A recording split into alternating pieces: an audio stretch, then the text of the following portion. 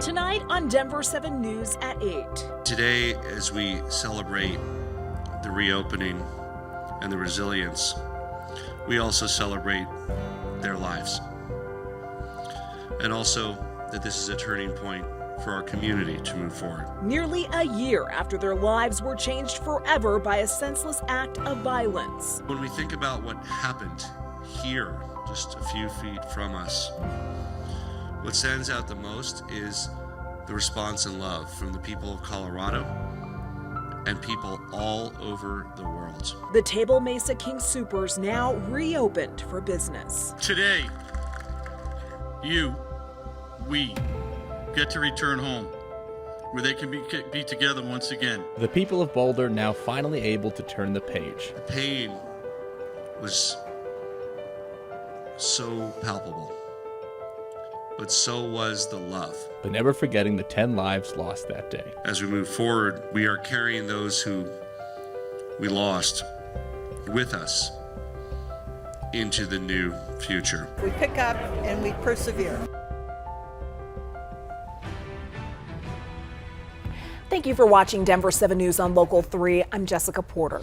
I'm Danny New. We begin with the breaking news out of Aurora, where police say the suspect wanted a chase spanning multiple counties and ending in an officer-involved shooting has died. Police confirm the suspect is 31-year-old Jose de Jesus Montoya Villa, who was wanted for a shooting inside a church Friday that left one woman dead and wounded 2 men. Denver 7's Sloan Dickey joins us live with the latest. Sloan?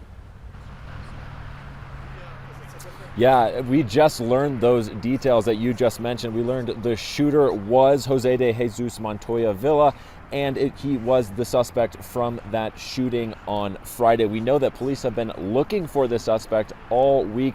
That chase ended right here with a shooting. We got some video of the scene just minutes after that shooting took place. Police were involved in the shooting, and the chase began around 3:45 this afternoon when he actually stole a car from a parking lot on North Dayton Street in Aurora. And then at 4:10, he robbed a liquor store and stole another car around 4:30 p.m. At 4:40, police spotted the suspect near this area, and they chased him here. This is the intersection of Broncos Parkway and Parker Road, where they shot him. He was taken to the hospital, and he has since died. Police did confirm that. The Aurora police chief tweeted earlier this evening that she is glad none of her officers were injured in the shooting. The police spokesperson we just heard from said they could not imagine that this is how it would end. I don't think investigators knew on Friday and through the coming days that this is how it was going to end. Investigators have been hard at work since Friday night, around the clock, not only trying to locate him, but kind of piece together what led up to the shooting. Now, this is yet another car chase with shootings that happened in multiple jurisdictions. The police spokesperson that we heard from said that this was a team effort in chasing down this suspect and also making sure that the community is safe. Now, obviously, as you can see behind me, this is still an ongoing investigation. We're going to be learning more details as that investigation continues. We'll be sure to bring it to you as soon as we learn it. Reporting live in Centennial, Sloan Dickey, Denver 7. Sloan, thank you. Today, Boulder is taking another step towards healing nearly 1 year after 10 people were killed inside the Table Mesa King Super store. The store opened for business today for the first time in 11 months and made sure to honor the victims in their ceremony. We have been forever changed by the violence of that day, and so important that we began this ceremony with a moment of silence for each of the victims. They will never be forgotten. We will never forget the victims, and the store reopening is one way the community is looking to the future. Denver 7's Russell Haythorne was at the reopening ceremony today.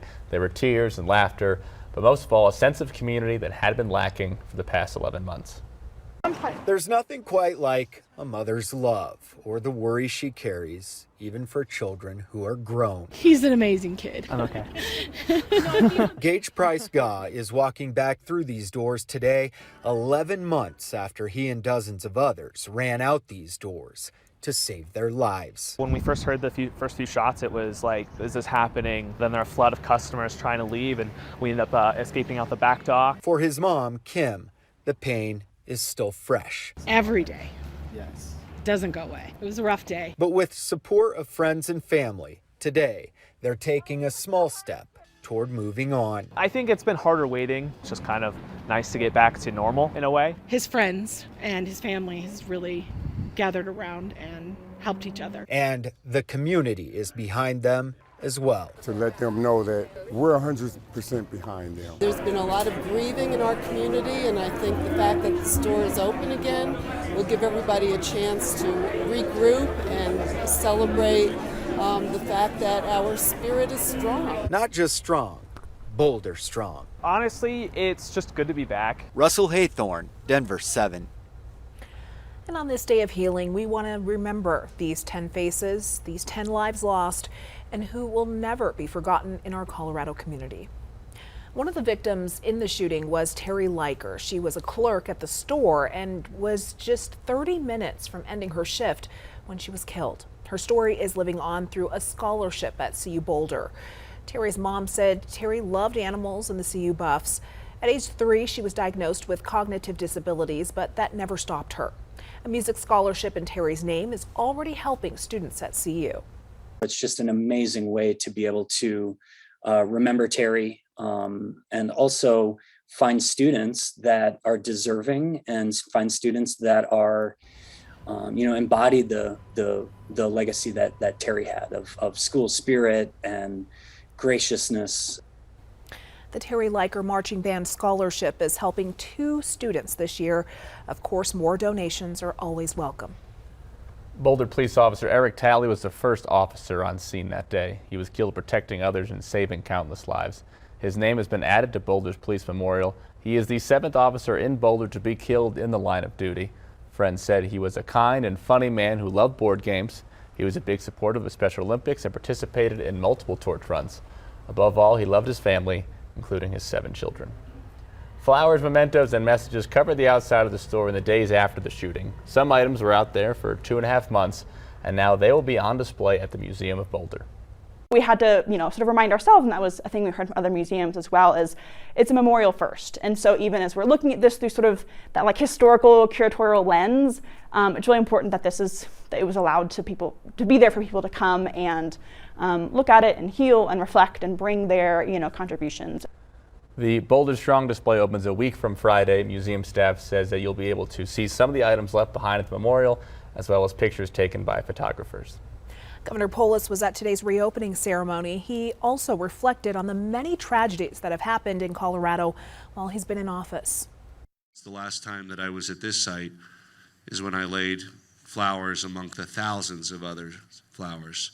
The pain was so palpable, but so was the love. In Boulder County and in Colorado, we're tougher than whatever fate throws our way. We come together with love and with compassion. Governor Polis has since signed multiple bills into law that are aimed at preventing another tragedy like the King Soopers shooting. Congressman Joe Neguse, who lives in Boulder, is working to pass the End Violence Act in Congress. In Colorado, those convicted of violent misdemeanors are not allowed to buy guns for 5 years. 28 other states do not have this law. Neguse's bill is still waiting a vote. Everybody meet Sophie, a 5-year-old golden retriever who was at today's King Soopers reopening. She was joined by some other furry friends from Redeemer Lutheran Church in Fort Collins. They were there to bring some comfort to customers and employees returning for the first time. And our Denver 7 team has remained committed to sharing stories about each of the 10 victims. Right now on thedenverchannel.com, you can read about their lives and see the impact that they had on their families and community. You can also watch our coverage on the victims and story opening on the free Denver 7 Plus app. Denver Public Schools will end its mask requirements at the end of the month. Masks will also no longer be required in Denver child care facilities. Now, this order expires on Friday night, so masks will officially no longer be required on Monday, February 28th. Denver is still working with state health officials to update the outbreak and quarantine guidelines for schools. More information on that is expected next week. CU Boulder is bringing back in-person graduation ceremonies this spring. This will be the first time in 3 years that CU is welcoming graduates to Folsom Field. The ceremony is on March 5th and will feature a commencement speech from journalist Tom Costello. Pfizer is ready to roll out millions of COVID-19 vaccines for children under 5 years old if the U.S. Food and Drug Administration grants emergency use authorization. The CDC says an initial 10 million doses of the Pfizer vaccine will be available for the age group. Next week, the FDA's Vaccine Advisory Committee will meet to go over trial data and make a recommendation on whether the vaccine would be appropriate for the age group. It would then go to the CDC for final approval.